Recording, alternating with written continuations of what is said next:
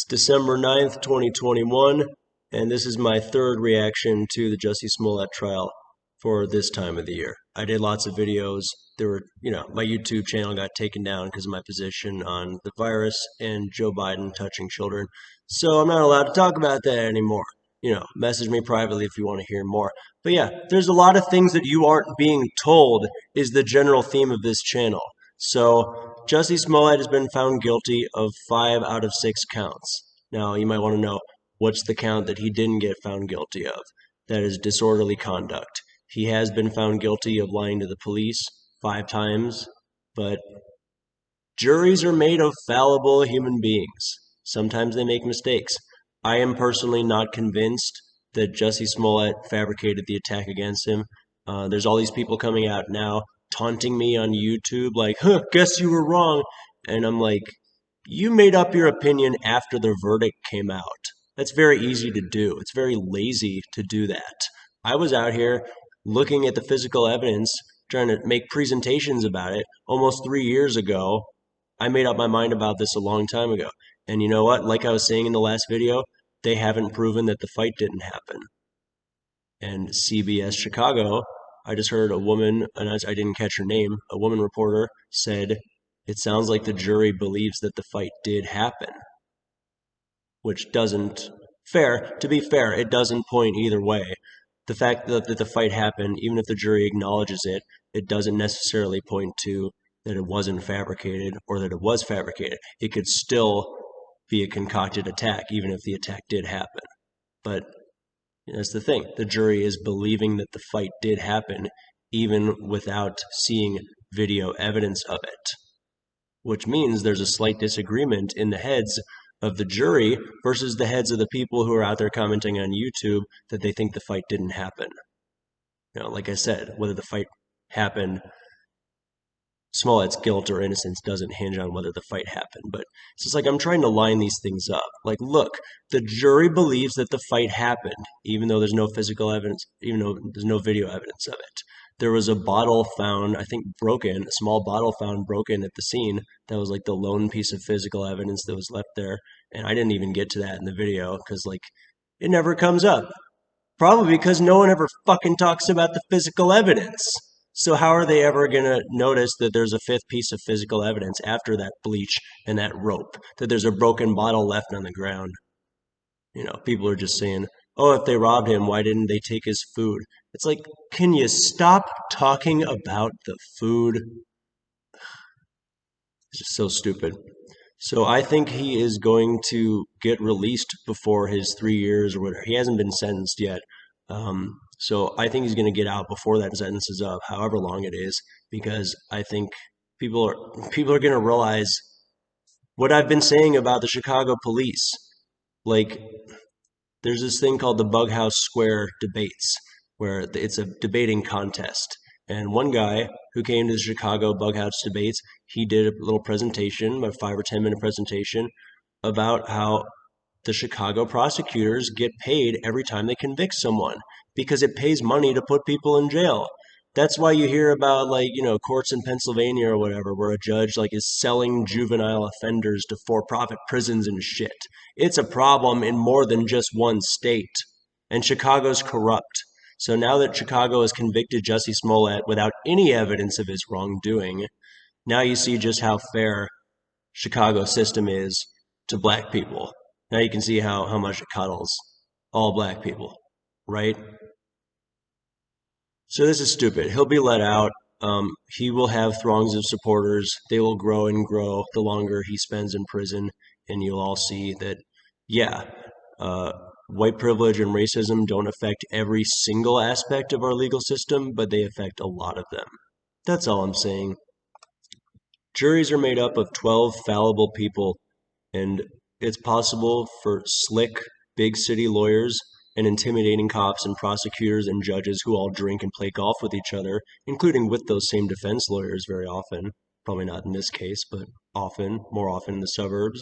These guys are all in league with each other. They're mostly friends with each other. They're in the same profession. They all know it's gotta fit together and work. The cops and the prosecutors and the defense have to all admit to some degree that the defense's client is guilty. It's like, oh, he's got to get guilty of something, or my prosecutor friend isn't going to get paid, and the city's going to be really mad at me, and I might get disbarred because they're going to think I'm a liar. Like, of course he was going to get found guilty of some of the stuff. To be fair, I shouldn't have issued a prediction that Jussie Smollett would be found innocent, but I don't really regret that much because he was found innocent of disorderly conduct. I think that's probably because he kept his cool the entire time, as he would be expected to do. Because if he would have lost his cool for 1 second, then he would have been perceived as yelling at the police, and then they would have just shot him to death, and then all he would have seen is actor Jussie Smollett dead in 2019, like after a scuffle with someone on the street. We didn't really get a lot of detail. That's what would have happened if he hadn't kept completely cool and probably kept the rope around his neck and stayed completely calm. Like, the cops were looking for a reason to piss him off from the second they got in there. Like, he was saying, could you turn off your body cameras, please? And turns out Jussie Smollett did that. He asked them to turn off their body cameras, not because he wanted to lie to them a bunch, as his detractors claim. He wanted to do that because he didn't want to bother his neighbors. Probably first, he didn't want to be seen associating with the police, who a lot of black people don't trust in that neighborhood. In general, whatever, don't want to stereotype. And he didn't want to call a lot of attention to himself in the middle of the fucking night because it was 2 or 3 in the morning. So, but his detractors used the fact that he wanted the cops to turn off their body cameras as evidence that he's trying to lie to them. It's bullshit. Like, people were after him from the start. No one was ever going to believe him. Can get together at their fucking golf and wine and cigar parties and plan to fucking accuse any fucking black guy of filing a false police report, or they can frame black people all they want. You know what happens in the south side of Chicago? There used to be all these train robberies going on the south side of Chicago, which is a major transportation hub. Back in the 60s, 70s, 80s, I don't know exactly when, there were a lot of train robberies, so they use that as an excuse to fill the Chicago Police Department with money. Make it the second most heavily funded city police department in the entire country, so they could go after those guys and recoup, because they were stealing merchandise off of trains and shit. So they use all this money and they crack down. Well, now they got more money than they know what to do with. They got more weapons than they know what to do with. So now they're framing fucking black people. The Chicago Police Department was found 2 or 3 years ago colluding with Norfolk Southern, the trucking company, to trap black people by leaving empty truck trailers full of brand new sneakers in neighborhoods where they knew lots of poor black people did. They did this on purpose. The trucking company and the police working together to frame black people, to trap them, to entice them. It's not legally entrapment.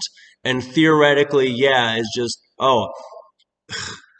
it's like, these people don't want to steal. You're giving them an opportunity. It's like you fucking abandoned your property in the middle of a city.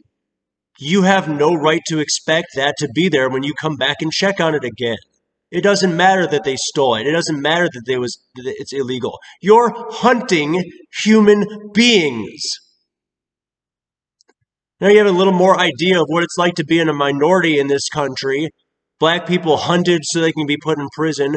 Crazy people who've been abused and molested and beat up as a kid, or beat up by their fucking significant other, being used as fucking bait so they can fucking put them in psych wards and strip their clothes off of them. Mexicans coming into this country that people try to hunt and fucking so they can put in prison, and that insane Joe Arpaio dresses them in fucking pink tutus in prison to try to get them to rape each other while they're in prison. This country's a fucking hellhole, and they're trying to inspire us to rape and kill each other and kill minorities. Now, let me tell you why I don't even give a shit if Jussie Smollett did fabricate the attack against him. Now, I still don't think he did, because the jury believes that the fight did happen. Unlike you, if you're watching this, if you're Jussie Smollett's detractors, you probably don't agree with the jury, which I think that should cause you to question. If you disagree partially with the jury, but you agree with the final result, maybe you're a consequentialist and you don't actually care about the evidence. But I want to talk to you about something that happened back in 2007. It's an article from gwhatchet.com from November 5th, 2007. Then another article from jta.org from November 6th, 2007. First article called Freshmen Who Reported Swastikas Drew Them as Well. And it starts, Sarah Marshak, a Jewish freshman, reports a swastika drawn on the whiteboard mounted to her Mitchell Hall college room door. And it goes and talks about the timeline of she reported some swastikas, like there were 2 or 3 of them, and then a little bit later she reported some more. Then they found out that she drew them. But then they found out that she only drew some of them. But all anyone ever remembers is freshmen who reported swastikas drew them as well. They don't talk about the article that showed up the next day on a different website, different newspaper, jta.org, Jewish student behind some dorm swastikas. So some crazy white guy who they eventually did catch, I'm not just speculating, one of her roommates in this dorm, a white guy, they caught him. He drew the first 2 or 3 swastikas. Now, she drew the next couple swastikas. Oh, she's a fucking criminal. She's crazy. She fabricated. No. She drew swastikas because the people who ran her dorm and the college, the administrators, they didn't take her initial report of the swastikas that the other kid drew seriously. She made the report, they ignored it and said they would do something about it, and then they didn't do anything about it. But they eventually caught the guy, and that's why on November 6, 2007, this article came out called Jewish Student Behind Some Dorm Swastikas.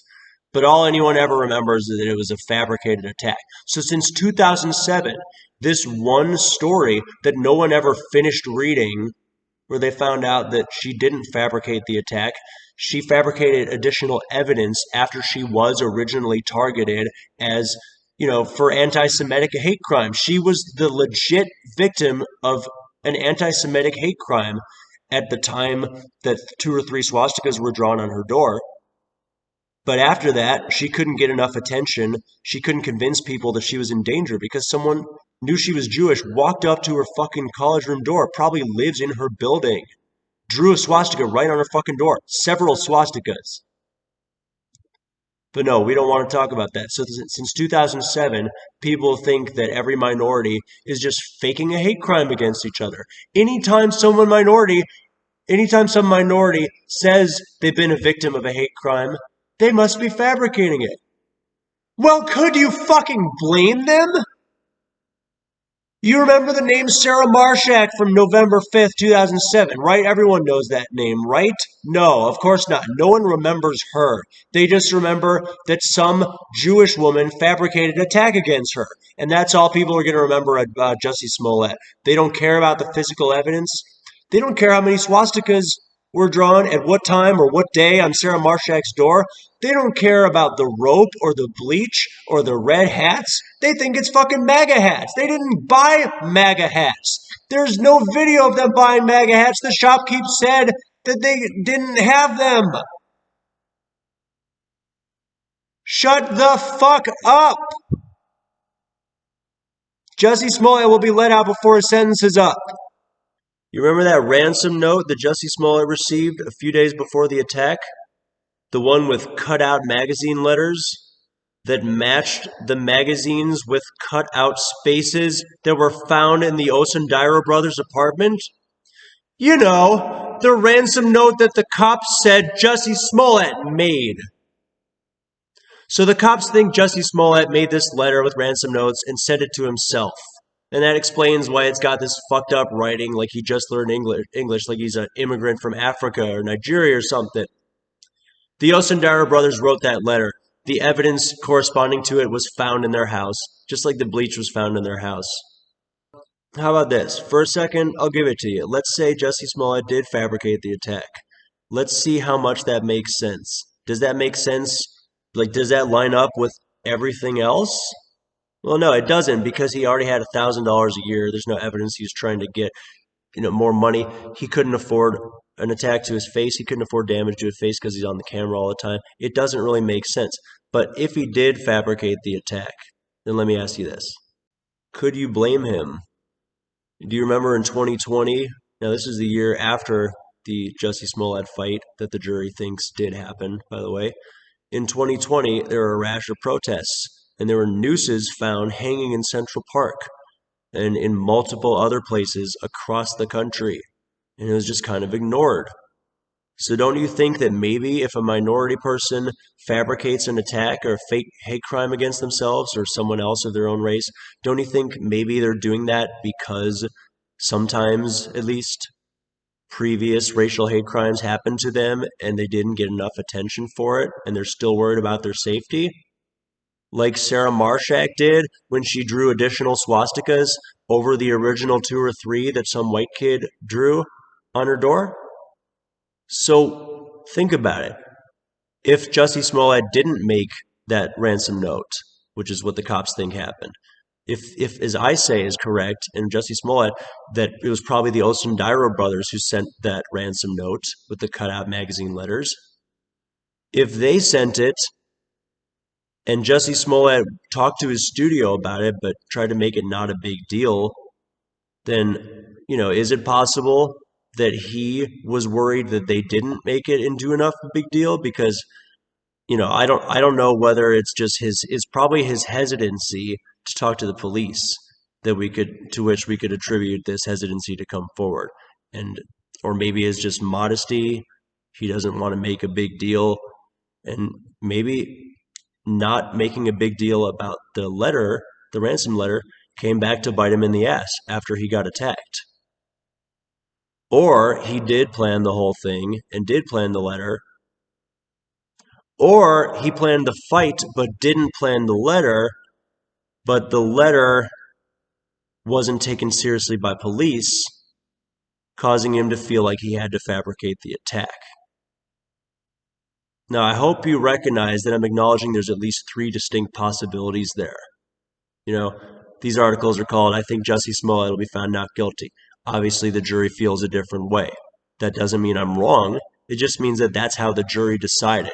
Juries are not infallible. They can make mistakes. Okay? I think Smollett's version of the story is still true. I'm struck by the fact that the jury believes the fight happened despite the fact that they saw no physical evidence of it, no video evidence of it. I think that's very telling. And it suggests that I was right about something. And if I was right about something, then that means this whole thing is fucked up. And frankly, to some degree, not convicting him for disorderly conduct, that doesn't make sense. If he's lying to the police, then he would be committing disorderly conduct. It's kind of disorderly to lie to the police and interfere with the ongoing investigation. I have no idea why they didn't find him guilty of disorderly conduct. Probably because he kept his cool at the time. I don't fucking know. So I look forward to learning more about why the jury came to the decision that they did. I look forward to learning about his sentencing, but I don't believe that he will complete his sentence. I think more information will come out, like what I've been saying about the bleach and the rope and the magazine cutout letters. And I don't know, maybe the glass bottle found on the ground will yield some evidence. Probably not. But the brothers never bought a MAGA hat. They were trying to buy a MAGA hat. Everyone who researches this case and doesn't care about it because they're not from Chicago or they're not, from a family of lawyers like I am or whatever, for whatever reason, they just are content to make up their decision after the jury comes to their verdict. It's like, well, that's the laziest possible thing you can do. Thank you for being a criminological scientist like that and ignoring the physical evidence where you just decide who's guilty based on how much money they have and what race they are. Shut the fuck up. He won't serve 3 years. Shut the fuck up. So if anyone's wondering for the next couple of years why Jussie Smollett refuses to admit his guilt, that's because he has been framed. He will never admit his guilt because he's not lying. He will never admit that he lied because he didn't lie. The cops, the prosecutors, and the jury all decided that they wanted to take this man for his money to recoup Chicago's cost that they foolishly wasted investigating something that they already knew what happened. The police fabricated evidence. The alleged confession from the Osundairo brothers and Smollett were lies.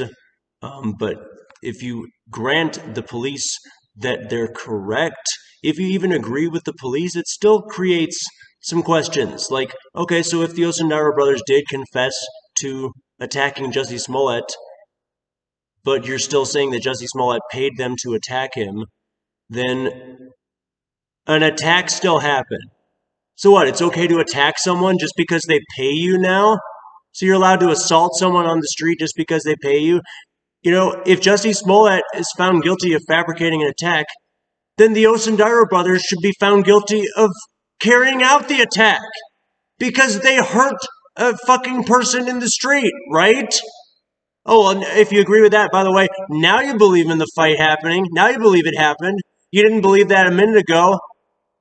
It kind of throws everything you believe into question, does it? Well, if Smollett is guilty, you know, he allegedly confessed according to the cops. Well, why haven't we been talking about his alleged confession to the cops? Because they made it up. And because they want to pretend he's changing his story.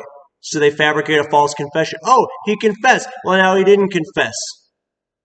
The cops have been inconsistent about this, while everyone's trying to pretend that Smollett's the only one inconsistent.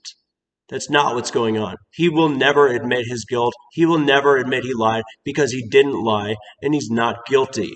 One last thought. People are talking about this ride-along video that apparently happened 2 days before the attack, where the brothers, according to the cops, the brothers in Smollett allegedly planned the attack.